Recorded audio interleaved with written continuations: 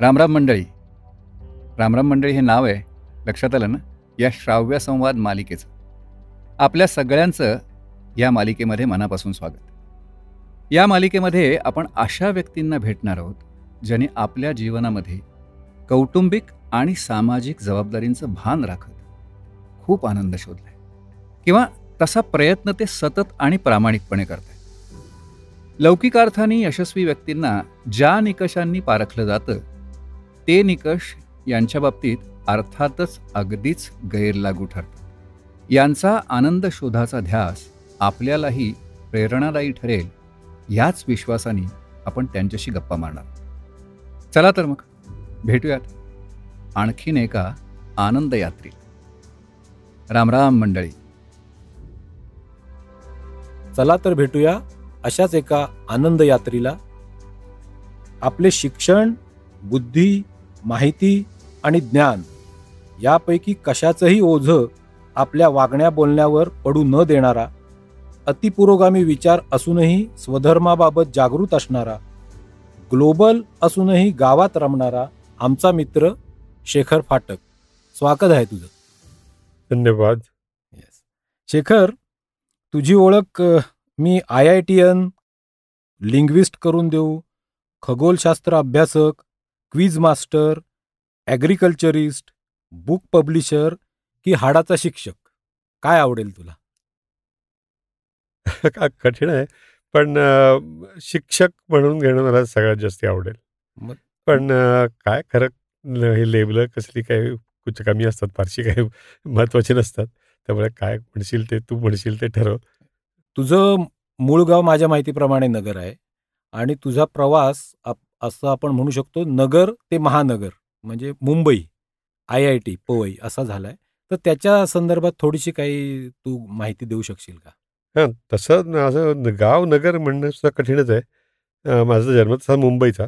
त्यावेळेला माझे वडील मुंबईत त्यांची स्वतःची फॅक्टरी होती आणि त्याच्यात तिथे मुंबईत माझा जन्म झाला. माझ्या बहिणीच्या जन्मानंतर माझ्या आईच्या तब्येतीवर मुंबईच्या हवामानाचा फारच विपरीत परिणाम व्हायला लागला आणि कितीही प्रयत्न करूनही त्यांचं डायग्नोसिस अजिबात होईना. त्यामुळे कोरड्या हवेच्या ठिकाणी जाण्याचा सल्ला डॉक्टरांनी दिला, म्हणून आम्ही नगरला शिफ्ट झालो.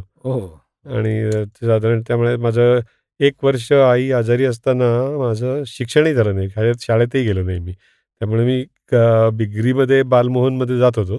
त्याच्यानंतर मी डायरेक्ट दुसरीतच गेलो एकदम नगरच्या शाळेत. पण तोपर्यंत शाळाही झाली नाही आणि मग अर्थातच पूर्ण कॉलेज शिक्षण IITत जाईपर्यंत पूर्ण शिक्षण नगरलाच झालं. आणि खूप महत्त्वाचा कालावधी होता माझ्या आयुष्यातला तो, कारण शाळा आमची फारच सुरेख होती. अत्यंत उच्च दर्जाचे शिक्षक, पेशाबद्दल अत्यंत आत्मीयता असणारे आणि मित्र पण सगळे माझे मित्र. माझे मध्यंतरी असा काही पिरियड आला ज्यावेळेला मला हे सगळे मित्र नगरला, IITतले मित्र जगभर पसरलेले. पुण्यात कोणीच मित्र नाही, कारण मी कुठल्याही शाळेत गेलो नाही, कॉलेजमध्ये गेलो नाही, राहायला मात्र पुण्यात आलो. त्यामुळे फारच पंचायत झाली. असा माझा परत झाला, कारण नगरमधनं मी ज्या वर्षी गेलो त्या वर्षी अख्ख्या जिल्ह्यामधनं IITत जाणारा मी एकुलता एक माणूस होतो.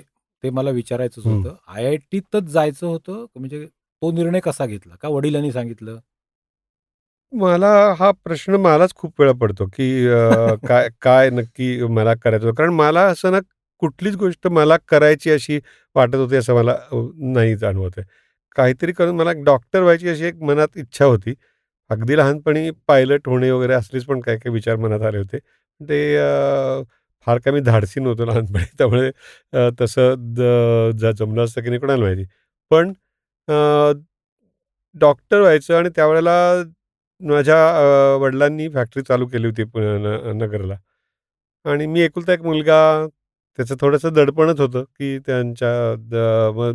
त्यांची इच्छा असेल.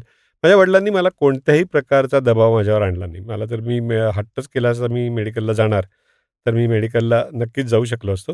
माझ्या आईने तसा थोडा बहुत प्रयत्न केला आणि मी ठरवलं, की ठीक आहे आता मग जाऊ इंजिनिअरिंगला जाऊ. मग आता इंजिनिअरिंगला जाऊ म्हटल्यानंतर मग आता IITत आहे सगळ्यात सर्वोत्तम, तर मग IITला जाऊ. आणि असा असा तो खरा प्रवास होता. IIT काय आहे हेही मला माहिती नव्हतं. खूप काहीतरी मोठं आहे ऐकलेलं होतं. ऐकलेलं होतं त्याचं आणि नाव खूप हां, होतं. नाव खूप आहे आणि त्याच्याकडे गेलं की लोक तुम्हाला खूप हुशार म्हणतात असं एवढं माहिती होतं. या पलीकडे मला काहीच माहिती नव्हतं IITबद्दल. पण जायचं तर मग IITतच जायचं असं ठरलं आणि नशीब होतं आणि झालं. खरं सांगायचं तर या गोष्टी केल्या म्हणण्याला काही फारसा अर्थ नाही. त्या गोष्टी घडल्या त्या आणि त्या आयुष्यभर तशा घडतच गेल्या. घडतात असंच मला मला आजकाल तर पूर्ण खात्रीच आहे, की त्या गोष्टी घडल्या. मी काही केलं, त्या गोष्टीला काही फारसा त्याचा अर्थ नाहीये. आणि मी खरंच काही केलं नाही खरं सांगायचं तर. नाही, ते मी लिस्ट वाचली आधी. हं, त्यामुळे तू काय केलंस ते लोकांनी ऐकलंय. हं. बरं, फॅक्टरी वडिलांची होती म्हणालास तर ती कसली होती फॅक्टरी? ती फाउंड्री होती. धातूचे बिडाचे हां, पार्ट्स म्हणजे करणे वगैरे याच्याबद्दल. खोदकाम थोडं. ओतकामाचं आणि खोदकाम.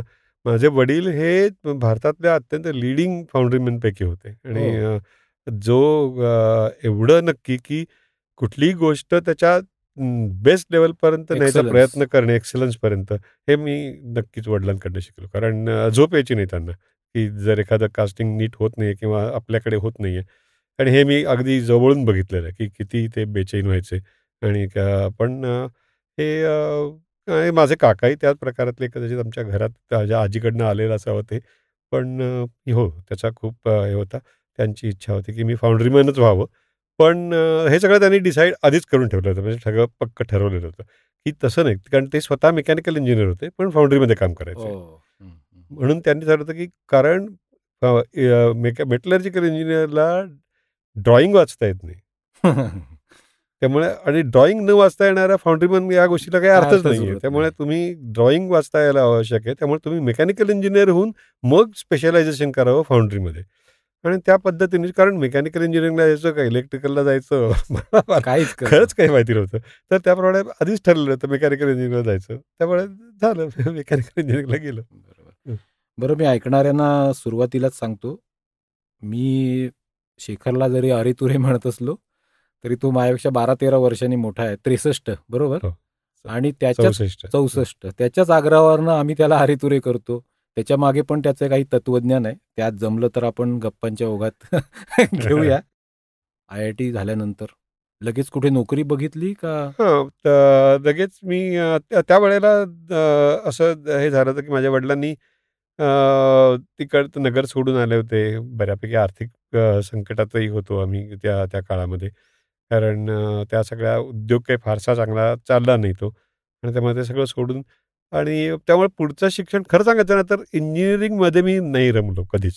IITमध्ये असताना सुद्धा कुठलाही धक्का किंवा कुठलाही नापास कुठेही न होता मी जरी IITतनं पास झालो, तरी इंजिनिअरिंगमध्ये मी रमलो नाही हे मला त्यावेळेलाच कळलेलं होतं, की मी इंजिनिअरिंगमध्ये मी रमत नाहीये. हं, हं, हं. आणि त्यामुळे त्याच्यात पुढे शिक्षण घेणं किंवा त्याच्यात मॅनेजमेंट करियर शिकायचं, करणं. त्याच्यात करियर करणं, हे मला करायचं नाही. त्यामुळे पुढे शिकण्याचा वगैरे काही संबंधच नाही. मी एम-टेक वगैरे करण्याचा किंवा असं मनातही आलं नाही माझ्या. पण वडिलांची मात्र इच्छा होती, की मी फाउंड्रीमन व्हावं पुढे जाऊन. हं, हं. म्हणून मग त्यांनी बऱ्याचपैकी मी तरी अल्फा लावालमध्ये नोकरीला लागलो हं. पास झाल्यानंतर. त्यावेळेला ती व्हल्कन लावाल होती आणि नंतर अल्फा लावाल झाली मी असतानाच. आणि अत्यंत उत्तम अनुभव मी सांगतो ना माझ्या त्याच्यामध्ये हे जे सगळे कालावधी आहेत, या सगळ्या ह्याच्यामध्ये अल्फा लावलमध्ये काम करण्याचा जो अनुभव होता ना, आनंदच काही वेगळा होता. कारण सगळे बॉस मंडळीसुद्धा इतकी मित्रत्वाच्या नात्यांनी वागवायची हं, हं. आणि सगळे माझ्याबरोबरचे लोकसुद्धा की कुठेही एकमेकांमध्ये स्पर्धा नाही. हे सगळे माझ्याशी अजूनही संपर्कात आहेत आणि आमच्या नुसता ह्याचासुद्धा अल्फा लावालमध्ये हे लोक कोणी भेटले तरी अगदी कौतुकाने "अरे काय कर" सगळी चौकशी करणे वगैरे किंवा मी पुढे इंजिनिअरिंग सोडून दिलं. तेव्हा त्या काळचे माझे बॉस मला एकदा ह्याच्यात भेटले. त्यांनी मला सांगितलं, "तू बोलूच नको माझ्याशी" म्हणाला. "तू इंजिनिअरिंग सोडायचं कारणच नव्हतं तुला. तू का इंजिनिअरिंग सोडलं?" पण त्यावेळचं लक्षात राहणं माझ्या कितीतरी हो. पुढे अनेक लेव्हलवर होते ते माझ्या. पण अप्रतिम अनुभव. म्हणजे पण सगळे कामावर प्रेम करणारी मंडळी. कामावर प्रेम करणारी मंडळी, पुन्हा लोकांना शिकवायला किंवा लोकांवर जबाबदारी टाकायला न घाबरणारी, शिकवायला सुद्धा न घाबरणारी. अरे वाह! कारण लोक मला अंदाजाने लोकांना शिकवत नाहीत, कारण त्यांना वाटतं की हा माणूस शिकून माझी स्पर्धा माझ्याच करेल. पुढे जाईल. हां, माझ्या पुढे जाईल. पण हाही अनुभव मला अल्फा लेव्हलमध्ये असताना आला नाही. हे मला मुद्दामून नमूद करायचं कारण अरे वाह! इतका त्याच्यानंतर मी अजून एक नोकरी केली आणि तो एक दुःस्वप्नाचा भाग होता, अक्षरशः. पण त्याच्या बॅकग्राऊंडशी नाहीच, पण अल्फा लावाल हा अत्यंत सुंदर कालावधी माझ्या आयुष्यातला. अच्छा. तो करून मग मी वडिलांची इच्छा होती म्हणून मी जर्मनीला गेलो बरोबर. आणि तिथे मेटलर्जी शिकत होतो. हं. नाही, मी तुला नोकरीचं विचारायचं कारण एवढंच आहे. म्हणजे तू ज्या काळात IITला ॲडमिशन घेतलीस तेव्हाचं मला माहीत नाही. पण हल्ली सगळी मुलं जी स्वप्न बघत असतात, मी IITला जाईन, त्याचं मुख्य कारण असतं, की गलेलठ्ठ पगाराचं पॅकेज मला मिळेल आणि त्याचं IIT एक द्वार समजलं जातं. म्हणून मी तुला हा प्रश्न विचारला, की त्याच्यानंतर तू लगेच कुठे अशी नोकरी पाहिली होतीस का? बरं, तू मागे बोलता म्हणाला होतास, मी ते सुरुवातीच्या तुझ्या अं, ओळखीमध्ये तो मुद्दा घेतला नाही अभिनयाचा. पण IITमध्ये तुम्ही म्हणे काही नाटकं किंवा ड्रामाज, प्लेज करायचे. त्याच्याबद्दल काही सांगशील का? तसं मी नगरमध्ये असतानाच नाटकातनं शाळेत काम करत होतो आणि मी आमचं सगळ्यात मोठं 3 अंकी नाटक म्हणजे अल्लाद्दीन आणि जादूचा जादूचा दिवा दिवा. आणि त्या नाटकामध्ये मी अल्लाद्दीन होतो. आणि अल्लाद्दीन तो शेवटी त्या त्या जो जादूगाराशी जी मारामारी होते, त्या मारामारीबद्दल मला आमच्या वर्गातले सगळेजण चिडवत असतच. त्यावेळेला मला राग यायचा. पण आता मी त्याचा जेव्हा मागे जाऊन विचार करतो त्यावेळेला मला खरंच हसायला येतं. कारण मी अत्यंत सुकडा होतो शाळेमध्ये असताना, की कुठल्याही प्रकारची मारामारी करेन कुणाशीही, असं माझ्याकडे बघून सुद्धा कोणाला वाटलं नसतं. स्टेजवर करायचं तर लांबच. मला त्या कल्पनेचं आता हसायला येतं, की साहजिक आता तर कुठेही माहीत नाही जादूगार झालेला. पण खरंच विनोदी भाग होता तो. त्याच्यानंतर मी IITमध्ये गेल्यानंतर आमचं एकुलतं एक पहिलं मराठी जे हे झालं Marathi annual production. IIT student जिमखानातर्फे दरवर्षी नाटक बसवलं जायचं आणि आम्ही हे नाटक करेपर्यंत ते इंग्लिश नाटकच असायचं.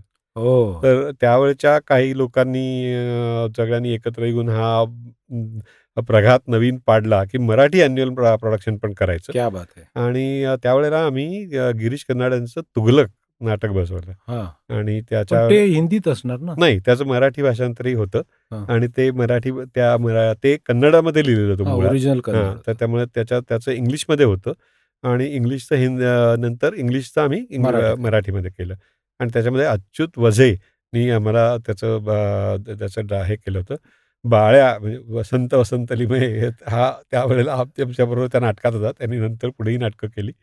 पण तो सगळा अनुभव भयंकर भयंकर भारी होता अनुभव. फारच छान होता. अच्युत वझेंबरोबर काम करण्याचाही अनुभव अर्थात त्याचीही इच्छा अशीच मी अरेतुरेच म्हणायचं मला असं हे नाही. पण छान, पण छान नंतर होता मग अनुभव. तू ते कधी अभिनयाचं हे मनावर घेतलं नाहीस? नाही मनावर त्याच्यानंतर घेतलं नाही. अल्फा लावलमध्ये असताना मी नाटकं केली. 2 ओह! नाटकांमध्ये मी कामं अरे केली. हां. पहिलं म्हणजे सूर्याची पिल्ले हे नाटक बसवलं होतं हं, हं. आणि त्याच्यानंतर त्याच्या पुढच्या वर्षी मी नाटक बसवलं. त्याच्यातही मी सारे प्रवासी तिमिराचे म्हणून एक नाटक केलं होतं आम्ही. ओह! आणि त्याच्यानंतरच्या ह्याच्यातही मला नाटकात घेतलं होतं. पण तोपर्यंत माझं सोडायचं नक्की झालेलं होतं. मग मी हळूच फक्त ते जोशी काय त्यांचं नाव? एक्झिट मारली. हां, नाही हळू इतरांना सांगायचं नव्हतं मला. त्यामुळे त्यांना घरी जाऊन भेटून सांगितलं मी, की मला घेऊ नका. मी बहुतेक कंपनी सोडणार आहे. आणि त्याप्रमाणे सोडली मी 31 डिसेंबर 2002 नाही 83ला 1983ला मी नोकरी ओह! सोडली. हं, हं. बरं, मगाशी तू असं म्हणालास, मी नंतरच्या शिक्षणासाठी जर्मनीला गेलो. हो. तर जर्मनीला किती वर्ष राहिला काय? काय आणि साधारणपणे 2 वर्ष. ओके. सुरुवातीला मी प्रॅक्टिकल ट्रेनिंग करायला गेलो. वेस्टफालिया सेपरेटर नावाच्या म्हणजे कंपनीमध्ये. हं. वेस्टफालिया सेपराटोरन अशी जर्मन नाव तिचं. आणि तिथून मी मग जर्मनीमध्ये शिक्षण मोफत होतं पूर्वी सगळ्यांनाच. म्हणजे नुसतं जर्मन लोकांना नाही, सगळ्यांनाच. पण तुम्हाला एक जर्मन भाषेची परीक्षा द्यावी लागायची. कारण ते शिक्षण संपूर्णपणे जर्मनीत होतं. जर्मन भाषेत होतं. माझं जर्मन शिक्षण झालेलं होतं. पण पहिले 3 महिन्याचा उपयोग झाला मला. तिथे मी जेव्हा शॉप फ्लोअरवर काम करत होतो, तिथल्या वर्कर्सबरोबर वगैरे जर्मन बोलायची सवय संवाद झाली. साधायला. संवाद साधायचा जमलं आणि त्यामुळे जर्मनवर चांगलाच प्रभुत्व तोपर्यंत मला आलं होतं आणि ती परीक्षा पास झाल्यामुळे मला ॲडमिशन मिळाली. फक्त दुर्दैवाची एक गोष्ट होती, की आपल्या कुठल्याही प्रकारची डिग्री हं. जर्मनीमध्ये मान्यता मान्य प्राप्त पात्र. नव्हती. त्यामुळे तुम्ही म्हणजे ज्या इव्हन IITची पण नाही. ऐवून IIT म्हणजे IIT असं काय गंमत त्याच्यामधला विनोद असा, की मी ज्या युनिव्हर्सिटीमध्ये गेलो, आखनची टेक्निश होगशिला आखन. तर त्या ठिकाणी त्यांचं IIT मद्रासशी कोलॅबोरेशन आहे. म्हणजे पूर्णपणे IIT मद्रास सेटअप करण्यामध्ये या युनिव्हर्सिटीनी मदत केली आहे पूर्ण. बरोबर. जशी त्यावेळेला 5 IITs होत्या. फक्त हो. एक खडगपूरची पूर्णपणे भारतीय होती, कानपूरची अमेरिकन कोलॅबरेशननी, मुंबई रशियन कोलॅबरेशननी, मद्रास जर्मन कोलॅबरेशन आणि ह्याचं मला वाटतं ब्रिटिश कोलॅबरेशन ह्याचं दिल्ली. अशा रीतीने त्यांनी हे केलं होतं. पण तरीसुद्धा त्यांना हे माहिती नव्हतं आणि मला त्यामुळे पहिल्या वर्षापासून करणं भाग होतं. पण त्यांचा एक तुम्ही त्यांची एक परीक्षा देऊ शकायचा आणि जर्मनीमधल्या त्यावेळेला परीक्षा सगळ्या फायनल परीक्षा ओरल असायच्या. लेखी परीक्षा खूप कमी. अरे वा. आणि ह्या सगळ्या मला ओरल आणि जर्मनमध्ये मला ती जर्मनमध्ये एक ओरल द्यायची होती. पण नशिबाने चांगली झाली ती आणि त्याच्यामध्ये माझी पहिली 2 वर्ष एक्झाम झाली आणि त्यामुळे मला शेवटची 2 वर्षच करणं हे झालं. अशा त्यामुळे तो कमी झाला कालावधी कमी झाला माझा.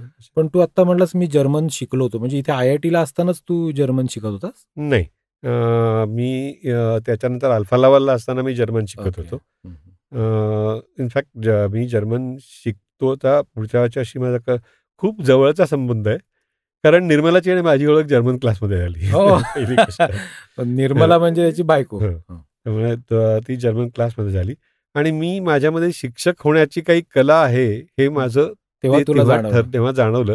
कारण माझ्या वर्गातल्या सगळ्या लोकांना मी परीक्षेच्या आधी जर्मन शिकवलं आणि निर्मला किंवा इतर सगळेजण माझ्या अजूनही त्याची हे करतात की चांगले आम्हाला सगळ्यांना, मी पहिला आलो युनिव्हर्सिटीमध्ये आणि आमच्या वर्गातल्या सगळ्या जणांना उत्तम ग्रेड्स मिळाल्या. आम्ही सगळ्यांनी एकत्र अभ्यास करून त्यांचं त्यावेळेला माझ्याला खात्री झाली की मला शिकवण्याची इतर काही जमलं नाही तर मी शिक्षक होऊ शकतो. स्वतःचं व्यक्तिमत्व निर्मलाला पटवून दिल्यावर तुला तुझ्यातला शिक्षक कळायला लागला. बर, मागे तू एकदा बोलताना मला म्हणाला होतास की जर्मनीत असताना अशी एकदा वेळ आली होती की तुझ्याकडचे सर्व पैसेच संपले आणि ते खूप काही असा म्हणजे टफ पिरियड होता, तर त्याच्याबद्दल जरा सांग ना. फारच त्या पिरियडबद्दल जितकं बोलू तेवढं कमी आहे. मी माझं जर्मनीमधले माझी 2 वर्ष एक्झाम्प्ट होणं, त्याच्यानंतर आणि ती जर्मनीमधली 2 वर्ष एक्झाम्प्ट होणं गरजेचं होतं, कारण स्टुडंटचे जॉब जे युनिव्हर्सिटीमध्ये असायचे ते फक्त त्या हाऊप डिप्लोमला गेल्यानंतर, म्हणजे शेवटच्या 2 वर्षांना गेल्यानंतरच असायचे. त्यामुळे पहिली 2 वर्ष एक्झाम्प्ट होणं गरजेचं होतं. ती झाल्यानंतर मला त्यामुळे जॉबही मिळालेला होता. नंतर मला हॉस्टेलमध्ये जागा मिळाली होती राहायला, जी जर्मनीमध्ये मिळणं तर खूप कठीण असायचं. पण तिथे माझा डीटर विर्ट्स नावाचा एक मित्र होता, त्याच्याने त्यांनी माझं पक्क व्हायच्या आधीच आम्ही अर्ज करून ठेवला होता जर मला हे मिळावं म्हणून. त्याचा परिणाम मला तिथे जागा मिळाली, त्यामुळे माझे पैसे खूप वाचत होते. हे सगळं होत असताना मी 2084 साली माझ्या वडिलांना हार्ट अटॅक आला. आणि सिव्हिअर हार्ट अटॅक होता तिथे.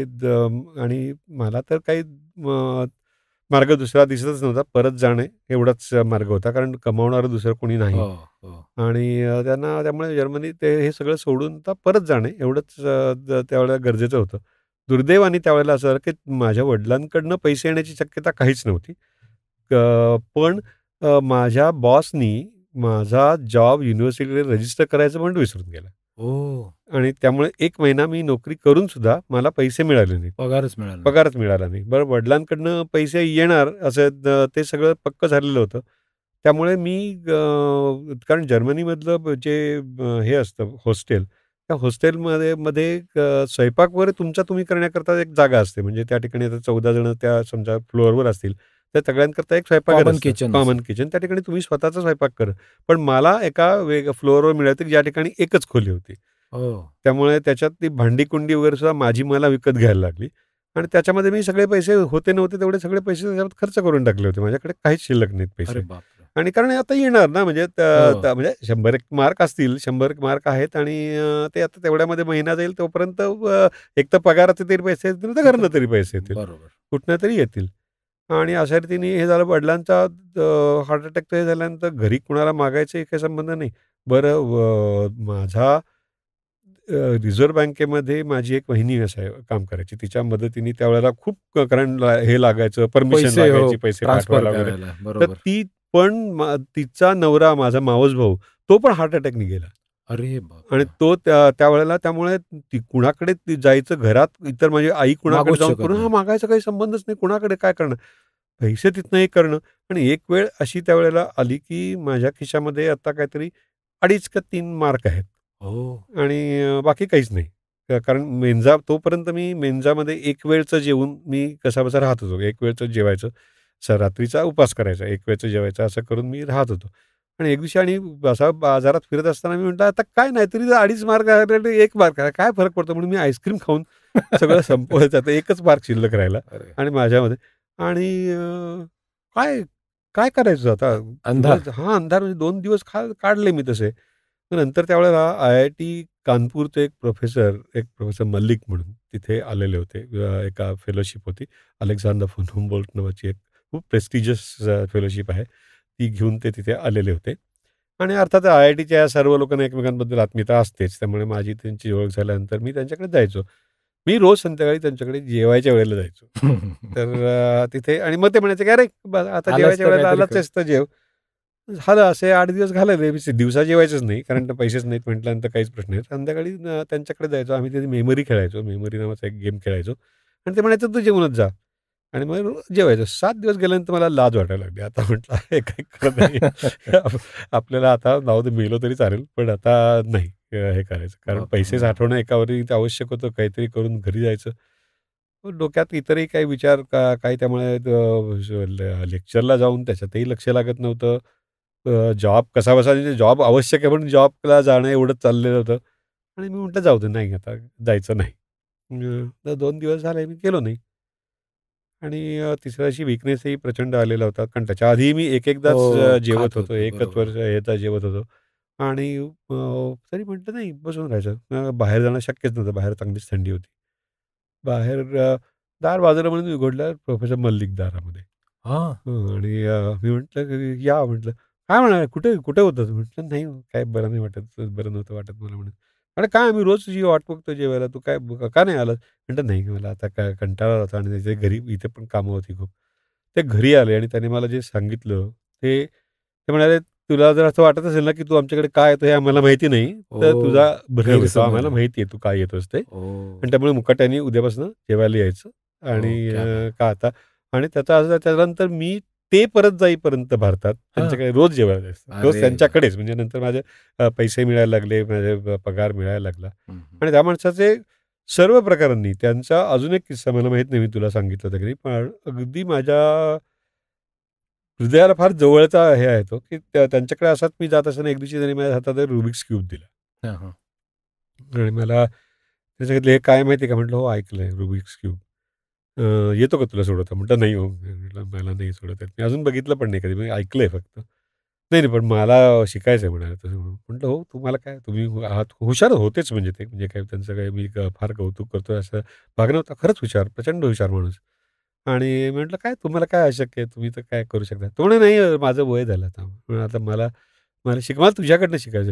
म्हटलं, "अहो नाही, हो, एवढं नका सांगू," म्हटलं मला. आता कारण माझं नाही लक्ष. कारण एकतर मला घरात घरनं पत्र आणि तोपर्यंत काय झालं होतं घरी वडील माझे हे सगळं मला मिळालंय. मला माझं 2 वर्ष एक्झाम झालीत वगैरे, वगैरे. हे सगळं पत्र लिहून घरी कळवलं होतं. पण आईने ती पत्र सगळी जपून ठेवली होती. ती आयती वडिलांच्या हातात पडली. ओह! आणि त्यांना वाटायचं त्यामुळे वडिलांचं पत्र यायचं मला, की "तू काही झालं तर इथे येऊ नको. मी काहीही करीन. हो, मी पण तू कसंही मी चालव. तू तिथे राहा." हो. आणि आईचं पत्र यायचं, की "नाही, तू वडिलांची तब्येत आहे अशी." आणि या ओढाताणीमध्ये काय करायचं तेही मला कळत नव्हतं. बरं पैसेही साठवायला तर पाहिजेत त्या हो. विमानाचं तिकीट काढायला. तर त्याचंही त्यावेळेला थोडा वेळ तर तिथे राहणं आवश्यक आहे.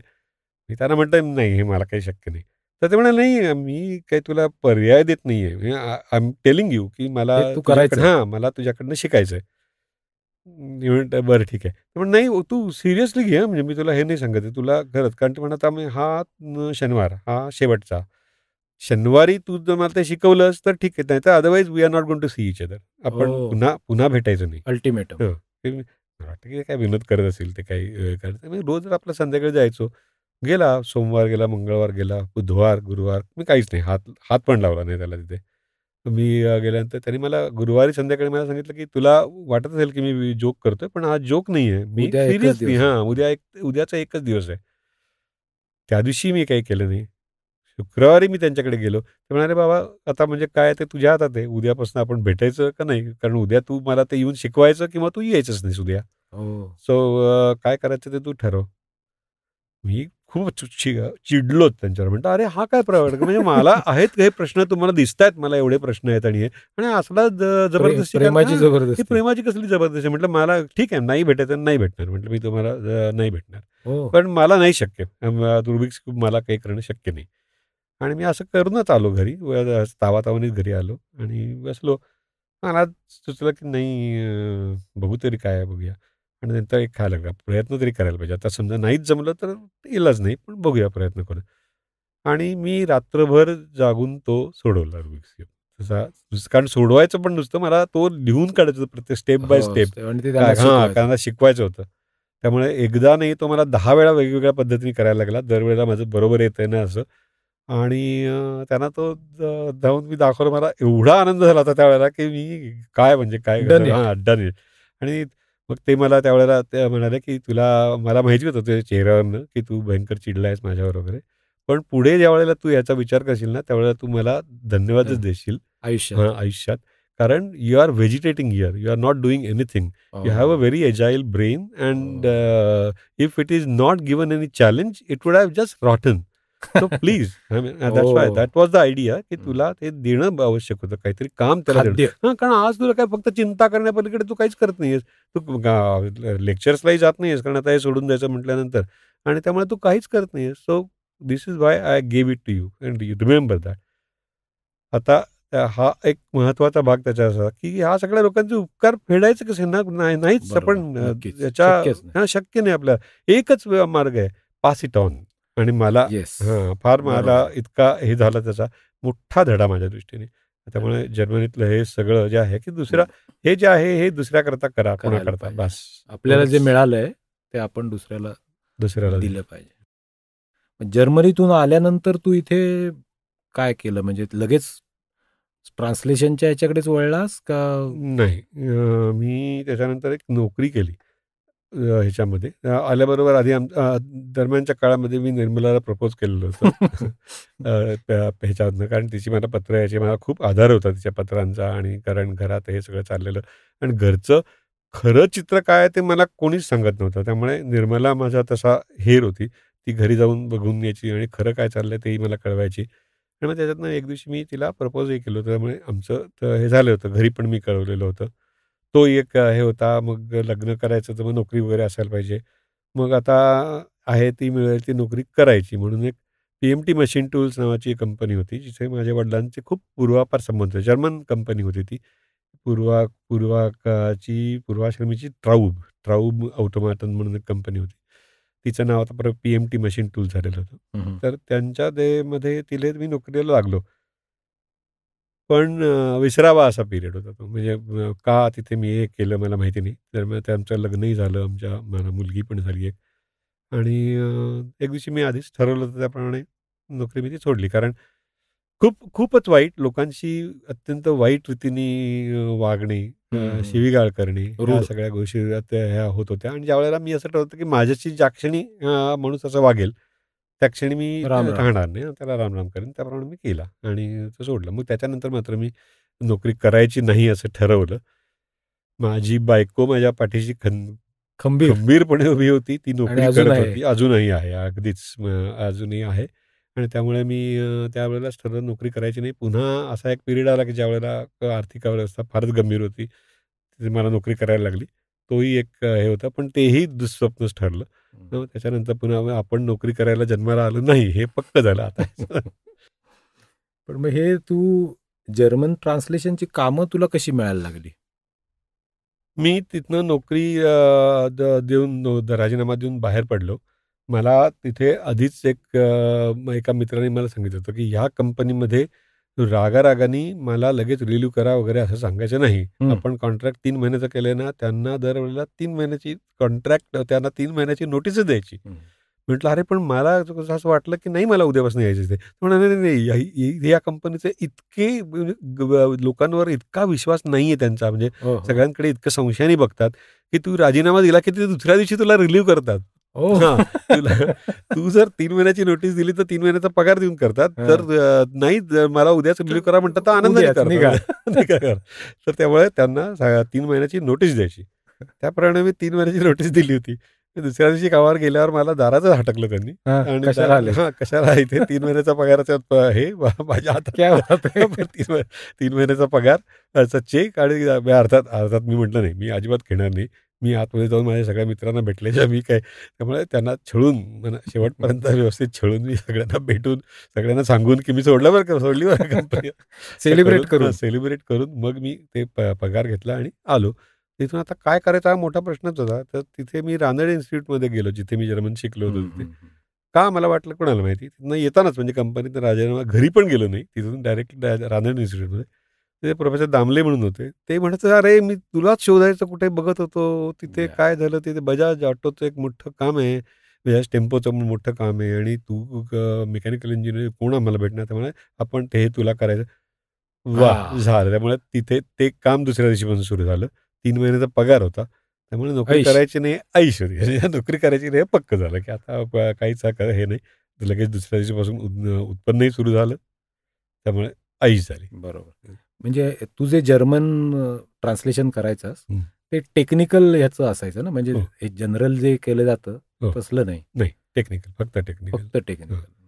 बरोबर. पण मी पूर्ण वेळ ट्रान्सलेशन त्यावेळेला लगेच सुरू केलं नाही. नंतर बरेच काय मध्ये उद्योग केले. मग ते पण सांगा आम्हाला. बरेच म्हणजे काय काय? बरेच म्हणजे आम्ही स्पोर्ट्स इक्विपमेंट एक्सपोर्ट करायचा हे केला. डंबेल्स आणि हो, असं आम्ही जर्मनीला एक्सपोर्ट करत होतो. हो. तर तोही काय फारसा जमला नाही. अर्थातच पहिली 2-3 कन्साइनमेंट गेल्या. पण वेल आता झालं ते झालं, सोडून देऊ ते तसं जसं तर ते केलं. आणि मग त्यावेळेला मग आता काय करायचं, तर मला अचानकपणे आठवलं की मी एक शिक्षक होऊ शकतो चांगला. आणि म्हणून मी एक क्लासेस सुरू केले. पुण्यामध्ये? पुण्यामध्ये. आणि पुण्यामध्ये मी क्लासेस सुरू केले. आणि क्लासमध्ये मी 15 वर्ष जवळजवळ पूर्णपणे रमलो त्याच्यामध्ये पूर्ण वेळ. आणि फार छान, फारच सुंदर वाटायचं. अगदी छान झाला तो. शेखर फाटक सोबतच्या गप्पा आपण अशाच सुरू ठेवणार आहोत. पुढील भागात ऐका. तू आता उद्यापासून फाउंड्रीमध्ये कामाला यायला सुरुवात कर. हरकत नाही. म्हणजे तिथे, कारण मला नाही वाटत काय तू पुढचे शिक्षक. इतकी वेळ आली की मला घर विकायला पाहिजे अशीच तिथे हे झाली.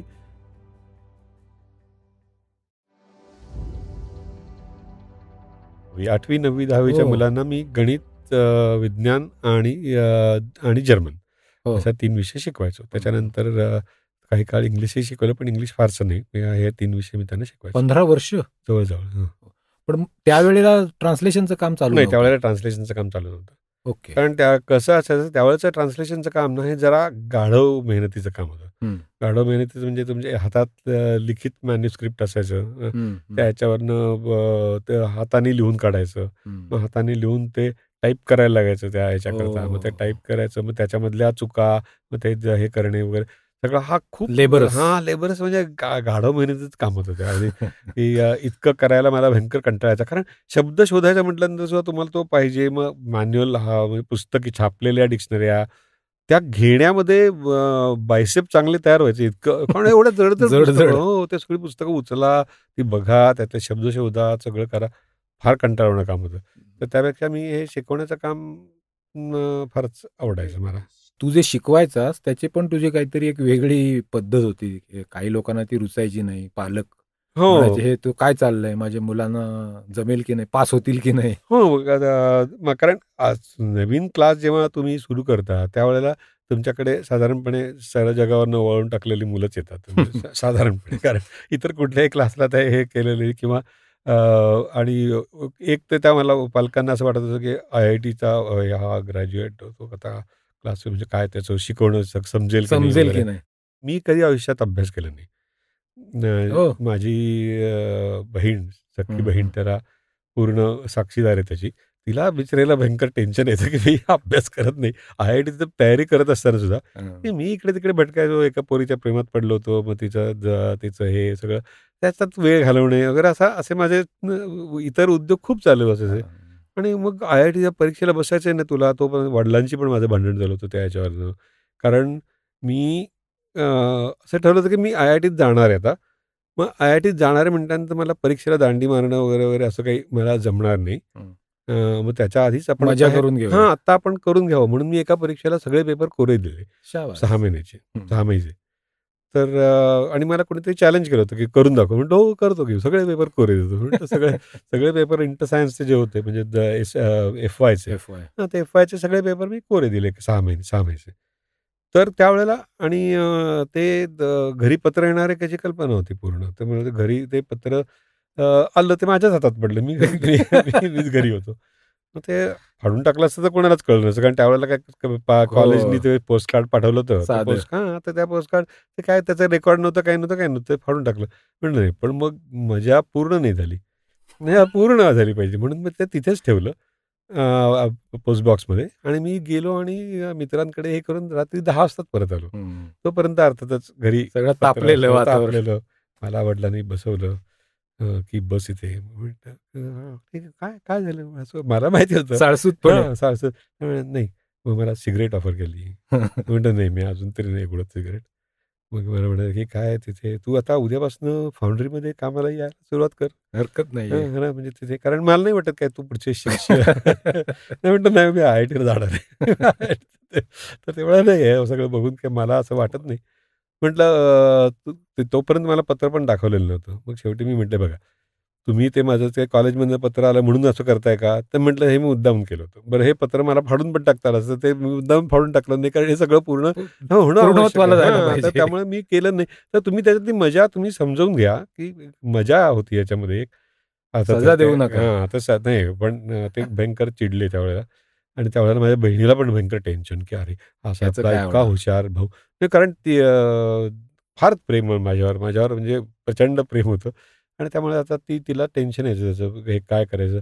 तर असं सगळं चाललेलं होतं एकंदरीत. तर एकूण अभ्यासाबाबत तर अभ्यास करणं कशाला कारण खरं सांगू का, एक काहीतरी घडत असावं, की वर्गात एकदा ऐकलं, की मला पुन्हा ते नाही वाचायला लागायचं. त्यामुळे एकदा म्हणजे सगळेच हां, तसे नसतात ना. हां. नाही तसं नाही. पण मला खरंच मनापासनं मला हे कधीच पटलं नाही आणि त्याचाच मला उपयोग झाला.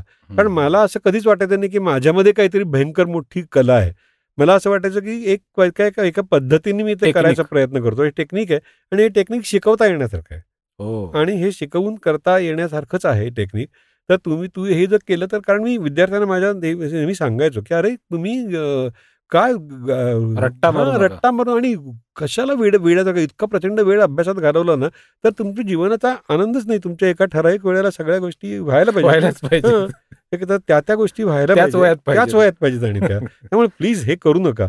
आणि त्या मुलांना त्या पद्धतीने मी शिकवायचो, की वर्गात कुठलंही गणित फळ्यावर लिहून देणं हा प्रकार नाहीच. कधीच नाही. तर आणि मुलं कमी असायची. मी प्रत्येक मुलाला ते करायला सांगायचो. माझ्याकडे तपासायला आणून दिल्यानंतर आमच्या क्लासमध्ये असा एक नियम होता, की मी जर चूक काढली तर त्याने ते गणित 10 वेळा करायचं आणि कुठलीही गोष्ट 10 वेळा करायची अशी आहे, की वाईट शिक्षा नाही. कारण हे आपलं ते अक्षरशः ते गाढ एकदा सोडवून झाल्यानंतर ते आढाव मेहनत असते फक्त. तर किंवा मी तपासत असताना तुझ्या लक्षात आली चूक तर एक्झाम. मग तू हे हां. नाही. तर त्यामुळे स्वतः वाचणं म्हणजे चुका लक्ष आपल्या ठेवणं. बघणं, लक्ष ठेवणं हे त्यांना यायला लागलं, की सवयच वर्गात आम्ही झाली. खूप चर्चा करायचो, खूप गप्पा मारायचो वेगवेगळ्या विषयाच्या हे करत असताना. तू आणि ट्रिप्स काढायचास ट्रिप्स काहीतरी. काढायचो. आम्ही असं मी ट्रिपला ऐकलंय. गेलो. आम्ही BARCला विद्यार्थ्यांना घेऊन गेलो होतो आमच्या. इथला काच कारखाना न्यायला दाखवायला घेऊन गेलो होतो मी. आगपेटीचा कारखाना दाखवायला घेऊन गेलो होतो मी. ते मी अल्फा लॉमध्ये क्लासच्या दरम्यान. हां, क्लासच्या मुलांसाठीच. तर हं. क्लासच्या मुलांसाठीच आम्ही ते हे करायचो आणि मुलं भयंकर खुश असायची. मी त्यांना सांगितलं, की व्हेकेशनमध्ये तुमच्या उन्हाळ्याच्या सुट्टीमध्ये तुम्ही मजा करायची, मी मजा करणार. पुस्तकाला हात लावायचा नाही. पुस्तकाला हात लावायचा नाही. म्हणून मी व्हेकेशन बॅच घ्यायचो नाही. तर माझे एक दिवशी विद्यार्थ्यांनी भयंकर डांबरटपणा केला. ते मला म्हणाले, "सर, तुमची कल्पना फार योग्य आणि सुंदर आहे." हां, की तुम्हाला आपण पण तुम्हाला कल्पना नाहीये. हां, आमचे पालक काय आहेत त्याची तुम्हाला कल्पना नाही. ते दुसऱ्या क्लासला घालतील आम्हाला महिनाभर तिकडे डांबतील. त्यामुळे कुठेतरी आम्हाला क्लासला जावंच लागणार आहे आणि आम्हाला दुसरीकडे जायचं नाही. हं. त्याला काय करता येईल? म्हटलं मग आपण एक तह करू आपल्या करूया. ह्याच्यामध्ये, की आपण फक्त 1 किंवा 2 धडेच करायचे मे महिन्यामध्ये. त्याच्यापेक्षा जास्त नाही. अख्खं पुस्तक तर संपवायचा विचार पण आणू नका मनामध्ये, कारण त्याला काही अर्थच नाही. म्हणजे असा काही अभ्यास होत नाही. आणि आपण मग करू 5 तास. पण 5 तास ते लोक माझ्याकडे यायचे दुपारी मजा आणि करायला. मजा करायला. आम्ही तिथे अक्षरशः म्हणजे बुमरँग करणे, कोडी चढवणे, ओरिगॅमी करणे किंवा काही उगाचच काहीतरी खेळणे अशा गोष्टी करून 1-2 तास अभ्यास असं करत आम्ही छान हे करायचं. म्हणजे अभ्यासाच्या ट्रेनिंगपेक्षा आनंदाचं ट्रेनिंग त्यांना तू जास्ती देत आनंदाचं होतास. ट्रेनिंग. आणि सगळ्यात महत्त्वाची गोष्ट म्हणजे आमच्या आजपर्यंत मला खरंच वाटत नाही, माझ्याकडे 90% पेक्षा जास्त मुलांना 90% पेक्षा जास्त मार्क असायचे माझ्या विषयात. आणि सगळीकडून गाळून आलेली मुलं. गाळून आलेली मुलं. त्यातले काही जणांचं तर अक्षरशः आधी नापास झालेली वगैरे हो. अशा आणि गणितात नापास झालेली हो. वगैरे अशी मुलं. ग्रेट. पण आणि माझ्यात माझं पुन्हा एकदा मी नमूद करू इच्छितो, की ह्याच्यामध्ये माझं कौतुक खरोखरच काहीही नाही. जे कौतुक आहे त्या मुलांचंच. त्यांनी केलं. मी काही केलं नाही. त्यांना थोडंसं बळ हे लावलं, त्यांना दिशा देणं किंवा त्यांना जरा चांगल्या सवयी टेक्निक विचार शिकवणं. करणं, टेक्निक शिकवणं आणि अभ्यासाचा अवडंबर न माजवण्याचं मनावर बिंबवणं त्यांच्या. हे मुख्य काम. हां, हे काम मी केलं. मला पालक विचारायला की अहो तुम्ही त्यांना हे करून घ्या, तुम्ही परीक्षा घ्या. तर त्यांना म्हटलं अहो परीक्षा काय? मी रोज त्यांना बघतो त्यावेळेला माझ्या चेहऱ्यावर त्यांना दिसतं त्यांच्या चेहऱ्यावर. मी अजून काय परीक्षा घेऊ? मला ते रोजच्या रोजच कळतं असं याला कळलंय का नाही ते. तुम्ही अजून परीक्षा कशासाठी घेऊ? मग मी शेवटी एक फाइनमन नावाचा एक शास्त्रज्ञ होता. त्याचं लेक्चर्स ऑन फिजिक्सचं एक सीरीज आहे. अप्रतिम. त्याच्या इतकं सुंदर पुस्तकच नाही. इतकं सुंदर पुस्तक लिहिलंय फिजिक्सवरचं. तर त्याच्या सुरुवातीला एक हे आहे, तो एक्झॅक्ट कोट मला आठवत नाहीये. पण असा अर्थ त्याचा गोषवारा असा. त्याचा असा, की the medium of instruction is completely useless accept in those cases where it is completely superfluous. म्हणजे कोणाकडून काही शिकवायचा प्रयत्न त्या उपयोग कुणाला होतो, ज्यांना त्याचा काही गरज नाहीये गरजच त्यांना नाही. त्याचा उपयोग होतो, बाकीच्यांना त्याचा काहीही उपयोग होत नाही. आणि ही वस्तुस्थिती आहे. परीक्षेच्या बाबतीत तेच. परीक्षा घ्यायची जबरदस्तीने, तर ज्यांना परीक्षा नाही घेतली ती चालणार आहे तेच अभ्यास करून देतात. जे पुणे करणार नाही ती येतच नाहीत. बरोबर. ही खरी आहे. अजूनही तसंच होतं, पण तरी सुद्धा अट्टहासानी सब घोडा 12% हे सगळं करायला लावतात मुलं. असं काही करायची गरज नाही. आम्ही असं न करता करत होतो. पण पालकांपर्यंत ते कानावर गेलं असतं ना, तर कदाचित खूप त्रास झाला तुझी असता. संख्या कमी झाली असती. कमी झाली असती. तर त्यामुळे परत पैशाचा प्रॉब्लेम. पैशाचा प्रॉब्लेम नाही. पण मजा आली. हा सगळा इतका छान प्रवास होता ना, कारण आणि मी त्यामुळे 11वी-12वी माझ्याच विद्यार्थ्यांकरता घ्यायला लागलं. पण माझ्या लक्षात आलं की नाही, 11वी-12वी हा आपला हे नाही. आपल्याला शालेय मुलांची त्यांच्याबरोबरच त्यांच्या जगात रमणे हाच आहे आवडीचा विषय माझ्या. तर तेच करायचं. त्याच्यातूनच तू ते प्रकाशनाचं सुरू केलंस. हां, त्याच्यात मी म्हटलं की नाही आता आपण जरा एक हे पुढे जाऊ. आणि प्रकाशनाचं सुरू केलं. सगळे भारतातले नामवंत शास्त्रज्ञांना एकत्र करून टास्कच होतं. एक मोठं टास्क एकत्र करायचं आणि चांगल्या विषयावरची मराठी आणि इंग्लिश अशा दोन्ही विषयांची पुस्तकं दोन्ही भाषांमधनं ही पुस्तकं प्रकाशित करायची असा एक खूपच ॲम्बिशियस प्लॅन होता. आणि खूप मोठे सगळे म्हणजे आमचं जे संपादक मंडळ होतं नामचीन सगळे. नामचीन म्हणजे प्रोफेसर भिडे, आपले संगणक तज्ञ विजय भटकर, जयंत नारळीकर, नंतर गोविंद स्वरूप. कारण गोविंद स्वरूप किंवा पॉल रत्नस्वामी त्या लोकांबद्दल माझं किंवा एक डॉक्टर कपाही म्हणून होते याचे, सगळ्या लोकांबद्दल प्रचंड आदर असणारी व्यक्तिमत्व होती ही सगळी. त्यांच्यात हे सगळे जण यांच्या बरोबर काम करायचं माझ्या दृष्टीने खूपच मोठा हे होता. मी एवढे आणि त्याप्रमाणे आम्ही आमच्या परीने केली पुस्तकं हे आणि खूप स्वस्तात 4 कलरमध्ये आर्ट पेपरवर छापलेली पुस्तक, एक पुस्तक 60 रुपयाला आम्ही विकत होतो. ते आणि कमी ह्याच्यातच द्यायची, सर्वसामान्यांना परवडतील अशा किमतीमध्येच काढायची. हा सगळा मी आधी ठरवलेलाच भाग होता, अट्टहासच होता. आणि माझा हिशोब पक्का होता, काहीच त्याच्यामध्ये अडचण नव्हती. ही जर पुस्तकं आम्ही ह्याच्यावर द्यायची होती, वर्गणी घ्यायचो किंवा वर्षाला सबस्क्रिप्शन बेसिसवर आम्ही केलं होतं ते. वर्षाला 12 पुस्तकं आम्ही प्रकाशित करू, पण वर्षाची वर्गणी तुम्ही एकदम भरायची. आणि ते जर वर्गणी जर व्यवस्थित सायकल चालू राहिली असती तर काहीही अडचण आली नसती. दुर्दैवाने आमच्या लेखकांनी अजिबातच सहकार्य केलं. पूर्ण असहकार्य. आणि नुसतं एवढंच नाही, म्हणजे हे एवढंच आम्हाला काम आहे का वगैरे ह्या प्रश्नांची उत्तर पण हे पण प्रश्न मला ऐकावे लागले की आता एवढंच काम आहे का, मग मी नाही आत्ता नाही जमणार. काही लेखकांनी आता खरंच हे लोक खूप महान आहेत, त्यामुळे मी त्यांची नावं न घेतलेली बरी. एक पुस्तक मला महान पुस्तक मला 64 चिठोऱ्यांवर मिळालं होतं. आणि अजून एक असंच पुस्तक मला एक फुलस्केप कागदावर लिहून मिळालं होतं. आणि त्याच्यावरचं बाकी सगळं पुस्तक लिहिण्यापासून मी सगळं केलं. सगळं तुम्हीच. त्यामध्ये दोन अत्यंत त्याच्यामध्ये अपवादात्मक नावं, जी नावं ती घ्यायला पाहिजेत. एक डॉक्टर कृक क्षीरसागर म्हणून त्यांचं मधमाशांवरचं पुस्तक होतं, जे त्यांनी वेळेत अतिशय. आणि अतिशय सुंदर व्यवस्थित लिहिलेलं आणून दिलं. ते करायलाही खूप आनंद झाला. आणि त्याच्यानंतर म्हणजे क्रम फक्त हा क्रोनॉलॉजिकल ऑर्डर आहे म्हणून, नाहीतर लहान मोठेपणाचा क्रम नाही हा. तर डॉक्टर कृक क्षीरसागर त्यांचं पहिलं पुस्तक होतं आणि त्याच्यानंतर डॉक्टर नारळीकर. बस प्रोफेसर नारळीकरांचं पुस्तकं त्यांनी परिपूर्ण. परिपूर्ण म्हणजे ठरलेल्या दिवशी त्याच्या 3 दिवस आधी मला त्यांच्या सेक्रेटरीचा फोन आला. हे पुस्तक तयार आहे, तुम्ही येऊन घेऊन जा. ते छापलेल्या ह्याच्यामधलं हस्तलिखित वगैरे काही नाही. सगळं व्यवस्थित लिहिलेलं, त्याच्यावर कुठेही काही अडचण नाही. अशी व्यवस्थित आलं आणि त्याच्याबद्दलही सगळं ह्याच्याबद्दलचं सहकार्य करत असतानाच खूप सहकार्य लागतं ना त्या लेखकाचं. आणि त्याच्यामध्ये कुठेही अडचण नाही. भेटायला ठरलेला वेळ आहे. आधीपासून वेळ ठरवून जायची. पण वेळ ठरलेली असली तर तो माणूस भेटला नाही असं कधीच झालं नाही. कधीच नाही. पण इतरांच्या बाबतीत मी ते जाऊन बसतोय. बरं करणारा अख्ख्या ऑफिसमध्ये मी एकटाच. माझ्याकडे 2 आर्टिस्ट होते. 1 टायपिस्ट होती.